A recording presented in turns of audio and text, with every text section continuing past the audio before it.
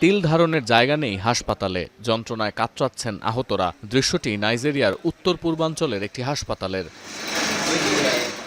স্থানীয় সময় শনিবারের ভয়াবহ বিমান হামলায় বিধ্বস্ত হয় একটি গ্রাম। তবে রীতিমতো নাইজেরিয়ান এয়ার ফোর্সেসের ভুলে প্রায় বিপুল প্রাণহানির শোকে স্তব্ধ গ্রামবাসী। রক্ত দিতে স্বাস্থ্যকেন্দ্রে স্থানীয়দের ভিড়, লোকবল সংকটে হিমশিম অবস্থা চিকিৎসকদের।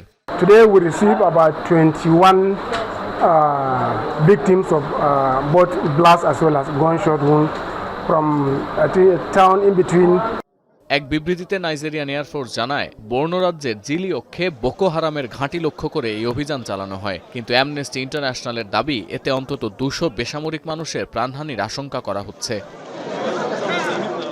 এই অভিযোগের পর ঘটনার তদন্ত শুরু করেছে নাইজেরিয়ার বিমান বাহিনী। Civilian harm accident and investigation cell তাদের প্রতিবেদন জমা দিলে বিস্তারিত জানানো হবে।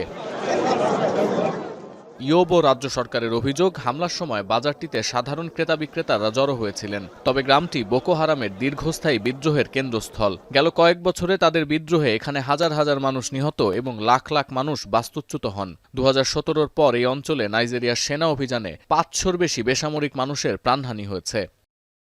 হামলার নিন্দা জানিয়ে অ্যামনেস্টি ইন্টারন্যাশনাল বলছে, বিমান হামলা আইন প্রয়োগের বৈধ কোনো পদ্ধতি নয়। নাইজেরিয়ার সামরিক বাহিনী নাগরিকদের সুরক্ষা দেওয়ার পরিবর্তে বেপরোয়া প্রাণঘাতী শক্তির অবৈধ ব্যবহার করছে। সতীর্থ কর্মকার, এখন বিশ্ব।